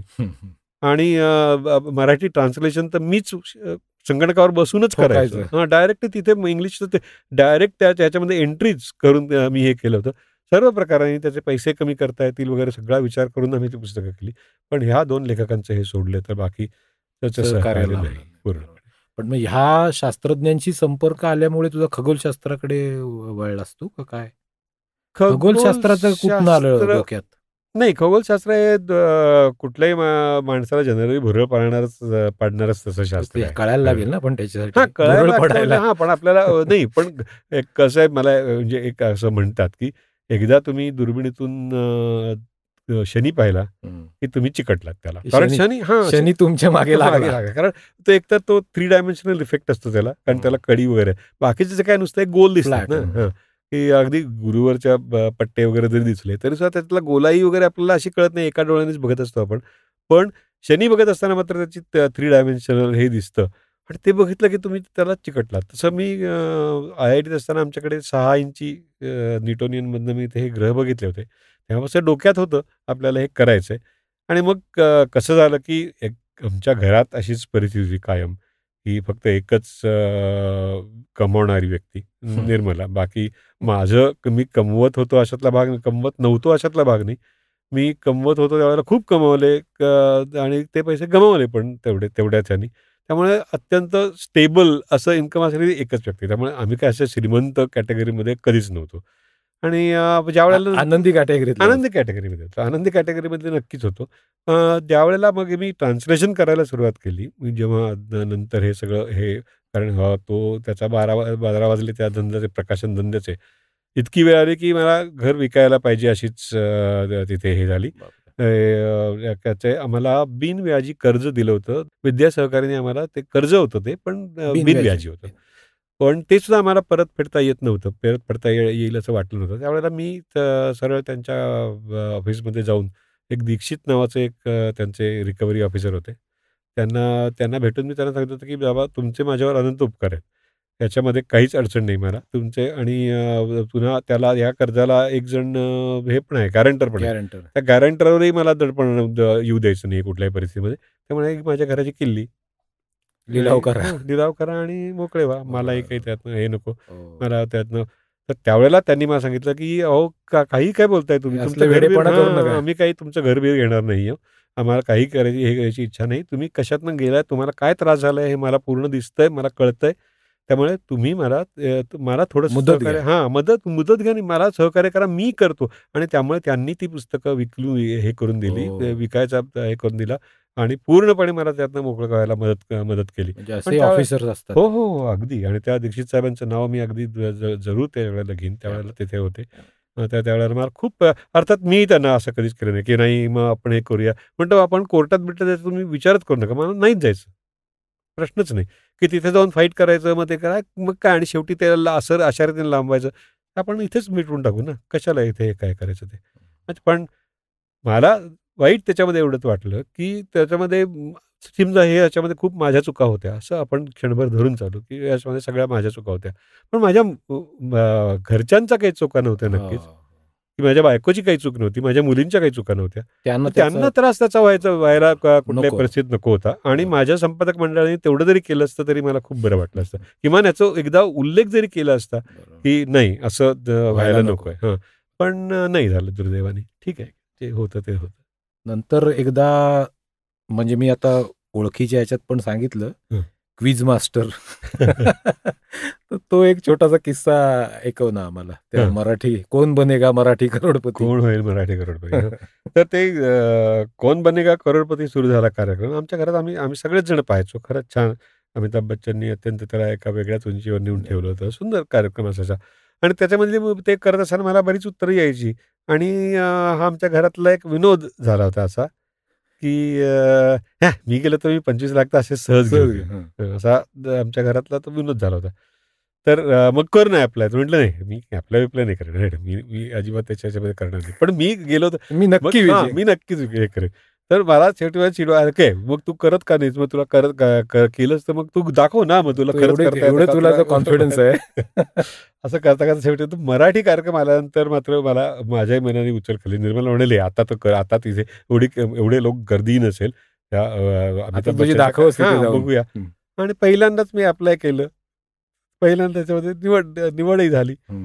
पण त्यांचा पहिला तो जो काय हे असतो, पहिले ते क्वेश्चन बटणं पाठवायचे, दाबायचं. बटणं दाबायचे. नाही. त्या म्हणजे आधी तुम्हाला अप्लाय करताना असतो ना, ते हां, आधी हां. प्रश्न विचारतात. हो, हो. त्या प्रश्नाची उत्तर द्यायची तुम्हाला. हो, मग हो. त्यापैकी ते निवडतात. तुम्ही बरोबर दिलेल्या शॉर्टलिस्ट उत्तरामध्ये करायला. शॉर्टलिस्ट करतात. त्यातनं तुमचा नशिबाने नंबर लागायला लागतो. तर तो नशिबाने लागलेला नंबर तो आला. आला. मग त्याच्यानंतर ते तुम्हाला इंटरव्ह्यूला बोलवतात. मग त्या इंटरव्ह्यूला गेल्यानंतर माझ्याबरोबर आलेल्या सगळ्या लोकांचे म्हणजे तिथे एक छोटीशी परीक्षा असते. मग त्या परीक्षेमध्ये झाल्यानंतर त्याचे तुम्हाला प्रत्यक्ष ते इंटरव्ह्यू देतात. म्हणजे त्याच्यासमोर माईक समोर आणि उभं राहून कॅमेऱ्यासमोर उभं राहून तुम्ही काय-काय बोलायचं, स्वतःबद्दल बोलायचं वगैरे, वगैरे. तर मी इतरांचं सगळं बाहेरनं तिथे ऐकत होतो किंवा त्याच्याबद्दल. तर माझ्या असं लक्षात आलं, की आपल्याकडे असं काहीच नाहीये. सॉब स्टोरी काहीच काही नाहीये, की मी कुठल्याही दिव्याखाली करुणा. करुणा करुणा कुठेच नाहीये. बऱ्यापैकी श्रीमंतीत मी लहानपण गेलं माझं. खाऊन पिऊन त्याच्यानंतर सुखी आहे. खाऊन पिऊन सुखी होतो. त्यामुळे माझा असं कुठल्याही प्रकारचं डोळ्यात आसू आणणारं काही माझ्याकडे गोष्ट नाही, स्टफ नाही. स्टोरी नाही. आणि उलट मी उच्च शिक्षित आणि म्हटलं आपल्याला काही इथं काही चान्स मिळायची शक्यता काही नाही. म्हणून मी घरी आल्यानंतर निर्मलाला पण सांगितलं, म्हटलं बघ माझं हे झालं सगळं चांगलं, काही गोष्ट नाही. पण मला असं वाटत नाही की लायक आहे तिथे म्हणून मला काही पण तसं नाही झालं. मला मिळालं अचानकपणे हे आलं पहिल्या 10 मध्ये. हो. पण तिथे 10 जणांमध्ये आल्यानंतर म्हणजे मी टीव्हीवर दिसणार एवढं नक्की झालं. तेव्हा हां. बक्षीस मिळणार असं अजून नक्की झालेलं नाही. आता तिथे गेलो, निर्मलाही बरोबर होती माझ्या. तिथे त्या प्रेक्षकात बसायला लागतं ना तिथे. आणि त्या सगळ्या ह्याच्यामध्ये पण हा सगळा अनुभव एवढा भारी होता. कुठे भारी होता माहिती का अनुभव, की आपण जेव्हा तिथे जातो पहिला झाला. पहिला तो round. Fastest finger fastest finger first हे फर्स्ट. झाला. त्यामध्ये मी नाही आलो. तर मी बघितलं आईला मी 10 पैकी 7वा हां. 7वा वगैरे 7वा 8वा. मग नंतर असं सगळे म्हणा, हे आता चायला आपलं वय झालं. आपलं वय काही झालं. रिफ्लेक्स बोटच एवढे नाही. चालत नाहीत. बोटं चालत नाही. त्यामुळे आपलं ते फास्ट होणार नाही. आणि नंतर आपल्याला आता कोण घरी गेल्यानंतर आपल्याला हे सगळं शितू. ऐकावं लागणार आहे. चिजू होणार आहे. सगळेजण म्हणणार आहे, की अरे तुला हे फास्टेस्ट फिंगर फर्स्ट तुला करता नाही आलं, पुढे गेला नाही. सगळे डोक्यात विचार. त्यामुळे तर अजूनच टेन्शन आहे. मग शेवटी एकदा मी ठरवलं, की जाऊ दे आता हे सगळं नाही झालं ना, नाही झालं. काय झालं काय होईल ते होईल. बघू काय. आणि झालं. लागला अचानकपणे नंबर. त्याच्यामध्ये एक गंमत अशी होती, एका विशिष्ट प्रश्न आला. त्यांना असं वाटलं असावं बहुतेक, की या प्रश्नाचं उत्तर फक्त मलाच येईल, बाकी कुणाला येणार नाही. हां, असाच असं प्रश्न टाकला. असा प्रश्न होता. शास्त्रज्ञांचं त्यांच्या वयानुसार काहीतरी क्रम लावा. क्रम लावा. तर त्याच्यामध्ये हो. मी जगदीशचंद्र बोस आणि सी.व्ही. रमन हां. यांच्यामध्ये माझी जरा गडबड झाली. आणि त्यामुळे ते माझं उत्तर म्हणजे उत्तरच चुकलं होतं. त्यामुळे हो. पहिल्या ह्याच्यामध्ये येणं उत्तरच चुकलं होतं माझं. आणि त्यामुळे तिथे तो गेल्यानंतर म्हटलं आणि आता पुढच्या प्रश्नाचं काय, तर तिथे काय विचारला होता माझा प्रश्न? मराठी महिने एका क्रमाने लावायचे, म्हणजे करेक्ट क्रमाने लावायचे. तर त्यांना वाटलं होतं, की हा काय मला तुझ्यासाठीचा प्रश्न नाहीये. माझ्यासाठीचा प्रश्न नाही, मला काही IITianसाठी येणार नाही. नाहीये. पण नेमकं त्या प्रश्नाला माझं उत्तर उत्तर बरोबर आलं. अ, वाईट एवढंच होतं, की माझं आल्यानंतर माझ्या पुढच्या माणसाचा माझ्यामध्ये काही सेकंदांचा फरक होता. हो. एवढा प्रचंड मोठा फरक होता त्याच्यामध्ये. पण ते झालं. आणि मग ते ते काय तिथे गेल्यावर त्याप्रमाणे मला प्रश्न आले. पण तिसऱ्या का चौथ्या प्रश्नालाच मला एक जो प्रश्न आला, की टाईम मॅगझिनचे आता भारतीय वंशाचा माणूस कोणतरी टाईम मॅगझिनचा संपादक झाला. तर त्याचं नाव काय? काहीही नाही. शून्य डोक्यावरनं मला मला बाउन्सर. हां, बाउन्सर म्हणजे नाव नाही. अमुक-अमुक हे ते कुठल्या याचे झाले. त्या नाव होतं आणि हा माणूस कुठल्या याचा अंकाचा संपादक झाला. संपादक झाला. ओके, तर 4 मॅगझिनचा. दिले. हां, तर त्या असा हा प्रश्न होता. काहीच नाही. ते नावही कधी ऐकलेलं नव्हतं. काहीच मला माहिती नाही. तर मग त्याच्यामध्ये मी हे वापरले. फ्लूक. नाही त्याच्यामध्ये मी लाईफलाईन वापरली. हां. फोन अ फ्रेंड. हं. तो माझ्या मित्राचा मुलगा त्याला फोन केला. तर त्यालाही काही उत्तर माहिती नाही. मग मी काय ते 2 पर्याय गाळायचे तो प्रश्न 50% असं. 50% हे हं. करायचं. तोही वापरला मी. हो. 2 वापरले. मग त्याच्यानंतर 2 वापरल्यानंतर तरी मला काही उत्तर यायचे. न्यूजवीक आणि टाईम एवढं 2 शिल्लक 2च राहिलं. शिल्लक राहिले. आता काय म्हटलं आता काय फ्लूक. फ्लूक म्हटलं आता हे केलं. मी म्हणजे आम्ही अशी खूणही केली. म्हटलं काय हे केलं सचिन खेडेकरांनी लगेच असं असं हात वगैरे केला. हे करून घेतला. Time time. तर कारण त्यावेळेला माझ्या मनात आलं होतं की आता काय आपले आता मी 70,000 का ह्याला 80,000च्या ह्याला पोहोचलेलो होतो. हो, म्हणजे काहीच नाही. बेसिकच अगदी. बेसिक म्हणजे तिथे की आणि ते आलं तर मी 10,000 रुपयावर आलो असतो तिथनं. तर ठीक आहे ना 10 तर काय काय फरक पडतो आपल्याला आता जाऊ दे नाहीतरी आता झालं फ्लूक तर हे कायचं. पण बरोबर ना ते. आणि माझ्याकडे आता एकच लाईफलाईन उरली. पण त्याच्यानंतर मी 25 लाखाला पोहोचेपर्यंत मला लाईफलाईन लागली नाही. म्हणजे सचिन खेडेकरांनी मला त्यावेळेला एका प्रश्नाला ते कुठला प्रश्न की यापैकी कुणाचा मृत्यू महाभारतातल्या या पात्राचा यापैकी कुणाचा मृत्यू आगीत होरपळून झाला? हां. असा त्याच्या ह्याच्यामध्ये तर करेक्ट उत्तर होतं धृतराष्ट्र आणि बाकी हे होतं त्याच्यामध्ये इतर नावं. हं. तर मग त्यांनी सांगितलं, "नक्की तुम्हाला माहिती आहे?" म्हटलं, "हो." कारण ज्यावेळेला म्हटलं ह्याला शेवटच्या प्रवासाला पांडव ज्यावेळेला निघाले, निघाले. तर त्यावेळेला हे तिघंजण काही त्यांच्याबरोबर जाऊ शकले नाहीत. कुंती, धृतराष्ट्र आणि मग गांधारी आणि त्या तिघांचाही आगीत वनाला लागलेल्या आगीमध्ये होरपळून मृत्यू झाला. ते म्हणाले, की "अहो, हे सगळं मी सांगायचं असतं तुम्ही." तुम्ही मला लिहून दिलंय. म्हणजे विनोदाने सगळं चाललं होतं. पण छान मग त्याच्यामध्ये काय आणि असं कधी-कधी काही जपानच्या ह्याच्यावरचा पण सगळे प्रश्न होते म्हणजे मला तसे कॉम्प्लेक्स प्रश्न होते आणि लोकांना त्यामुळे माझा एपिसोडही खूप आवडला. तर त्याच्यानंतर मला कुठेच हे आणि लागले तुझी नाही. बुद्धिमत्ता घरी सिद्ध झाली. ते आणि नाही पण त्याचा योगायोगाचा भाग असा होता, की बरोबर 25,00,000च कारण मी हो, घरी हो. असंच म्हणायचं, की हां, मी की गेलो तर मी 25 सहज 25 घेऊन येईन. तेवढंच दिलं ना देवाने तुला. ऐकलं तुझं. हं. हे आता तुझं सगळं आपण प्रवास बऱ्यापैकी चर्चीला. पण गेले काही वर्ष तू हे सगळं सोडून देवरुखला राहतोयस. हो. आणि ते सुद्धा ज्याला आपण ऑर्गॅनिक फार्मिंग म्हणतो. हं. तर तिकडे तुझा ओढा कसा काय झाला? म्हणजे ते का मनात आलं, की बाबा आपण जाऊन शेती करावी आणि ती सुद्धा ऑर्गॅनिक करावी नाही असं?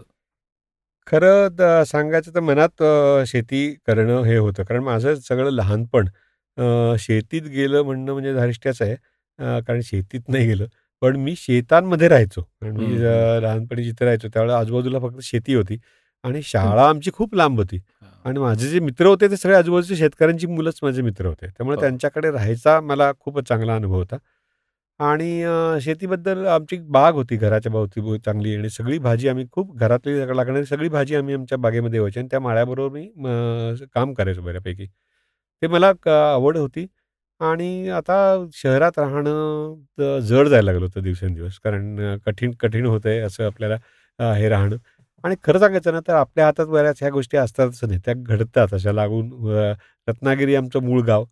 आणि त्यामुळे रत्नागिरी जिल्ह्यामध्ये आपण गेलं तर त्या भागात जावं, रत्नागिरीमध्ये जाऊन राहावं.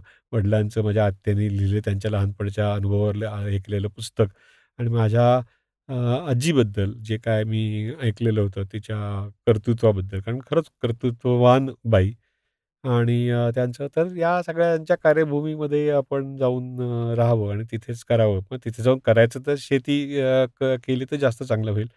असंही होतं. पण डोक्यात एक कल्पना होती, की जे काही आपण शिकलो त्या पद्धतीने वापर करून त्याचा जर उपयोग लोकांना करून देता आला, तर हे करू असंही डोक्यात विचार होते. पण नक्की काय करणार काहीच कल्पना नव्हती. कुठेच हे नव्हतं. आपल्याला ते जमणार की नाही काहीच माहिती नाही. काहीच हे नाही. बघू जे काय घडेल त्या पद्धतीने. तसं आम्ही कारण खूप 4 वर्ष जवळ-जवळ शेतजमीन घ्यायचा विचार करत होतो. पण ती मनाजोगती जमीन मिळत नव्हती आणि शेवटी मग एका ठिकाणी मिळाली ती आम्ही घेतली आणि त्या ठिकाणी मग पुढचा मागचा विचार न करता तिथे हे करायला सुरुवात केली. ढोपरं घासायला सुरुवात. ढोपळं घासायला सुरुवात केली. मग एक नक्की होतं की आपल्याला आहे तो माल शेतात तयार झालेला माल आपल्याला डायरेक्ट म्हणजे कुठल्याही आडत्याच्या मार्फत विकायचा नाही. हे पक्क ठरलेलं होतं. मग असं घ्यायचं म्हणजे कुठली तृणधान्य पिकं घेण्यात काहीच अर्थ उपयोगच नव्हता. नाही. एक तर तिथे मग हळद घेता येईल असं लक्षात आलं. तर कोकणामध्ये हळद घेतात. पूर्वापार राजापुरी हळद तशी प्रसिद्ध आहे बरोबर. आणि तर याचा अर्थ कोकणात हळद घेतात. तर चांगलं यायला पाहिजे पीक असा विचार करून हळद घ्यायचं पक्क झालं. कारण आमच्या जागेमध्ये साधारणपणे 3-1 एकराचा भागच सपाट आहे. बाकी सगळा उताराची हो, जागा मी आहे. येऊन हां. गेलोय मी 2 वेळा. तर त्यामुळे त्या सपाट ह्याच्यामध्ये काय आपल्याला करता येईल? भात करणं एकंदरीत त्याच्यात लागणारे श्रम आणि लोकांकडनं मी जे काय ऐकत होतो, त्याप्रमाणे भात करणं हे परवडणारी गोष्ट नाही. पॅडी फॉलोज हां. पॉवर्टी. नाही. हो, ॲब्सोल्युटली आणि हे अगदी बरोबर होणार असतं. तिथे हे नाही आणि जगभर कुठेही मला कळत नाही कोण भात करतो आणि कुठेतरी करत असणार आपल्याला बाजारात मिळतो म्हटल्यानंतर. पण भात करणं हे खरंच परवडत नाही. आमच्याकडचे आजूबाजूचे लोक जे आहेत ना, मला असं प्रामाणिकपणे वाटतं, की आपल्याला लोक म्हणतील, की तुमची शेती तुम्ही काही करत नाही. नाहीतरी करायचं काय? तर तेवढ्या वेळामध्ये थोडंसं काहीतरी करावं म्हणून ते शेती करतात. बाकी त्यांना काहीही मिळत नाही. नाही, श्रमाचं मूल्यमापनच नाहीये ना. नाही. करेक्ट. त्यामुळे ते एक्झॅक्टली. सगळं चाललंय. म्हणून चाललंय ते आणि त्यामुळे मग आम्ही तिथे हे करायचं ठरवलं. माणसं मिळतील की नाही हाही प्रश्न हो. होता. आपल्या ह्या माणसांची आपलं जमेल की नाही असं निर्मलाला पण शंका होती आणि योग्यच रास्त. रास्त शंका होती. कारण आपण कधी वागलोच नाही. बरं माणसात माझा आधीचा जो स्टाफ होता त्यांचाही माझे संबंध अत्यंत उत्तम राहिले. अजूनही उत्तम आहेत. त्यामुळे मला खात्री होती की आपल्याला माणसांशी माणसांशी आपण आपण जुळवून घेऊ शकतो आणि एकदा माझ्याकडे आलेली माणसं जाणार नाहीत आणि ते झालेलं आहे. माझ्याकडे जी माणसं मला आली कल्पना आहे त्याची. ती अजूनही तशीच आहेत माझ्याकडे असलेली सुरुवातीपासूनची माणसं टिकून आहेत. मनापासून करतात. आज मला जेव खाऊ घालतात. माझं सगळं बघतात कारण मी एकटाच तिथे शेतावर राहतो त्यावेळेला माझी काळजी तेच घेत असतात आणि चाललंय छानपैकी. मग आम्ही वेगळ्या पद्धतीने विचार केला. बांबू लावायचा विचार केला. बांबू लावून सुद्धा वेगवेगळ्या पद्धतीचे बांबू लावूया. स्ट्रक्चरल बांबू आहेत ते लावूया किंवा एक खाण्यायोग्य बांबू आहे. ते शूट्स त्याची भाजी करतात ना त्याची काही. भाजी करायला बरोबर. नाही भाजी कुठल्याही बांबूच्या शूटची करतात. अच्छा. हं. पण त्याच्यापैकी हे जे डेंडोकॅलामस ॲस्पर नावाची जी जात आहे ही जात खास एडिबल बांबूचीच आहे. हो. त्याला एडिबल बांबूच म्हणतात त्याला. जर आता पण दुसरा जो ब्रँडिसी म्हणून आहे त्याची पण शूट्स खातात. पण अजून ते आपल्या कोकणामध्ये जो हा आहे एक मांडगा नावाचा जो येतो तो मांडगा किंवा मेस की त्याची पण शूट्स खातात. म्हणजे मांडग्याच्या याचं लोणचं पण केल्याचं कोणीतरी ऐकलेलं आहे मी. मांडग्याचे शूट्स अगदी लहान असतात ना कारण त्याची काठीही त्याची गोड मोठी लागतं असते. ते चावलं की. ते चावलं तर गोड लागतं पण हा आता अजूनच गोड असतो. इतका गोड की शाळिंदर आमच्या सुरुवातीला शाळिंदर आम्हाला तुमचे दोस्त झालेत. द्यायचे राहायचे आमच्याकडे त्यांनी खाऊन सगळंच टाकायची अशीच खाऊन परिस्थिती होती. पण वाढलेत आता चांगले झालेत आमचे. ब्रँडिसी आता वाढलाय चांगला. नंतर हा पण ॲस्पर पण आता वाढीला लागलाय. नंतर जॅगेन्शियस जगातला सगळ्यात मोठा बांबू तो पण लावलाय. तो पण आता चांगला वाढतोय. नंतर काजू पण आम्ही अत्यंत काय म्हणतात त्याला अत्यंत सघन पद्धतीने लावलेत. त्याच्यानंतर आंबा पण तसाच लावलाय. नारळ बहुत हे लावलंय सगळं. आणि हे तू हळद वगैरे जे पिकवतोस त्याचं मूल्यवर्धन म्हणजे व्हॅल्यू ॲडिशन करून व्हॅल्यू ॲडिशन करणं हे सगळ्यात महत्त्वाचं होतं. आम्हाला सुरुवातीलाच एक अनुभव आला की त्यावेळेला जे लोक करत नाही ते आम्ही मुद्दामून केलं. आमच्या हळदीचं आम्ही त्याच्यातलं कर्क्युमिन कंटेंट टेस्ट करून घेतलं. तर लावतानाच आम्ही एक राजेंद्र सोनिया नावाची आणि सेलम या 2 जातीच्या हळदी आम्ही लावल्या होत्या. पण सेलम ही त्याच्यामध्ये 2 ते 2.5% कर्क्युमिन असतं. कमी असतं आणि ही जात जवळजवळ 8% पर्यंत येतं असं त्यांनी सांगितलं होतं. म्हणजे त्याचे जे प्रमोटर्स आहेत त्या जातीचे. म्हणून त्याचं बियाणं आणून लावलं. पण दुर्दैवाने राजेंद्र सोनिया हा बोगस प्रकार निघाला म्हणजे अगदीच. त्याच्यामध्ये आम्हाला 6% कर्क्युमिन मिळालं. पण ते 6% कर्क्युमिन आम्हाला सेलममध्ये पण मिळत होतं.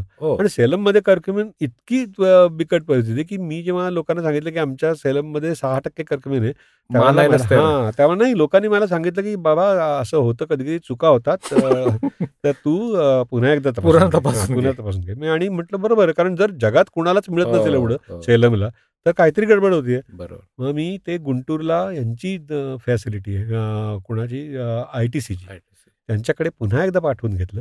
तर तिथे पण कन्फर्म झालं 6% कर्कमिन आहे. आणि तोपर्यंत हे यांनी मात्र वाट लावली, म्हणजे ते आम्ही पुन्हा लावलं नाही, पुन्हा गेलं तर ते गेलं. आणि पण आता आमचं स्वतःचं बियाणं आहे, आता आधीपासून ऑर्गॅनिक केलेलं, त्यामुळे त्याला जास्त महत्त्व आहे. आता तेच बियाणं आम्ही वापरतोय पुढे. आणि यावर्षी आम्ही वायगाव बियाणं पण लावलंय, ते वायगाव पण बियाणं लावलंय. तर ते पण हाय कर्क्युमिन बियाणं आहे आणि त्यामध्ये हाय ऑइल पण आहे. तर त्यामुळे ऑइल पर्सेंटेज जास्त आहे त्याचं, तसं सगळं ते एक बियाणं आम्ही असं आता ह्यावेळेला लावलंय. आणि त्याच्यासाठी लागणारी मिरं पण तू लावतो. त्या मिरं पण लावतो, कारण मिरची पण आलं पण लावतो. त्याच्यामध्ये, त्यामुळे अक्षरशः अशी वेळ येऊ शकते. यावर्षी आम्ही हे पण लावणार, मोहरी पण लावणार आहे. त्यामुळे ते जर हे केलं तर अशा परिस्थितीत आम्ही येऊ शकतो की आमच्या ह्याच्यात फक्त मीठ आणि हिंग, तेल, मोहरीचं पण तेल काढून घेता येणार आहे ना. त्यामुळे मोहरीचं तेल काढून जर घेतलं तर आम्हाला फक्त हिंग आणि मीठ एवढ्या 2च गोष्टी आमच्या शेताच्या बाहेर नाही येतील, इथपर्यंत आम्ही पोहोचू शकू. पण तसं जर झालं तर मजा येईल, कारण पायपेरिन जे असतं ह्याच्यातलं, मिरीतलं, तर त्याच्यामुळे कर्क्युमिनचं शोषण व्हायला मदत होते, शरीरात त्याचं ॲब्सॉर्प्शन व्हायला मदत होते. कारण कर्क्युमिन हा तो औषधी भाग आहे त्याचा, तर तो अँटी इन्फ्लेमेटरी आहे किंवा इतरही त्याचे जे गुण आहेत. आणि त्या गुणाचं मी अगदी, म्हणजे आमची हळद घ्या किंवा अशी जाहिरात करायचा प्रयत्न नाहीये, पण एरवीच तुम्ही हे करा, कारण आमच्या घरी हा एक योगायोगाने झालेला हे आहे प्रयोग. आमची जिंजर जी आहे, आमच्या कुत्री, नाही, मी कुत्री नाही म्हणत तिला, तर त्यामुळे आमचं, तर ती लोकांना कळायला हवं ना. तर आमचं पेट आहे, आमचं पाळीव म्हणा, पाळीव प्राणी, एक कुत्र्या जातीतला. तर ती भयंकर गोड आहे. तिचं बिचारीचं वय झालं, 13 वर्षाची झाली ती. तर तिचं 2 वर्षापूर्वी साधारणपणे ती अचानकपणे बसली, ती उठेच ना, तिला चालायला त्रास होता, सांधे आखडले होते. बरं, आम्ही तिथे जंगलात राहतो, माझी मुलगी त्यावेळेला सोबत असायची, आणि तिथे आम्ही परदेशी गेलो होतो, त्यामुळे तिच्या दरम्यानच्या काळामध्ये तिला आता काय करायचं ना, ती कशी घेऊन जाणार डॉक्टरकडे वगैरे. तर तिने इंटरनेटवर तपासल्यावर तिला असं कळलं की त्यांना 1 चमचा हळद आणि पाव चमचा मिरपूड सकाळ संध्याकाळच्या जेवणामध्ये घालून द्या. आम्हाला आधी भीती वाटत होती की ही कुत्रं खाईल कसं, हे करून त्याला वास येतो, ते सगळं उग्र वास. तर पण नाही, ती आनंदाने खाते. आणि 2-3 दिवसानंतर चालायला लागली, त्याचा आज तागायत बसलेलं नाही. आता याचा दोघांचा संबंध जोडायचा का नाही जोडायचा हे ठरवा, पण मी स्वतः घेतो. आणि आमच्या घरातले सगळेजण आता त्याच्यानंतर घेतात ते, कारण ती 13 वर्षाची आमची जिंजर, ते आमच्या घराला चढ आहे, त्या चढावरनं अजूनही पळत येते. त्यामुळे तिच्या सांध्याला नक्की काही झालं नाही, त्या डोळ्याला थोडासा ह्याचा त्रास होतोय असं दिसतंय, पण ठीक आहे. असा हे आहे. आणि आम्ही लोणची करतो, विविध प्रकारची लोणची करतो, आणि सगळ्यांना ती खूप मनापासून आवडलेली आहे. शेखर बरोबरच्या गप्पा संपणं शक्यच नाहीये, पण वेळेअभावी मला थांबायला लागतंय. शेखर, तू आज आमच्याबरोबर गप्पा मारायला इथे आलास, त्याबद्दल मनापासून धन्यवाद. आपल्याला अशाच अनोख्या व्यक्तींबरोबर गप्पा मारायच्या आहेत, तेव्हा ऐकत राहा रामराम मंडळी. धन्यवाद.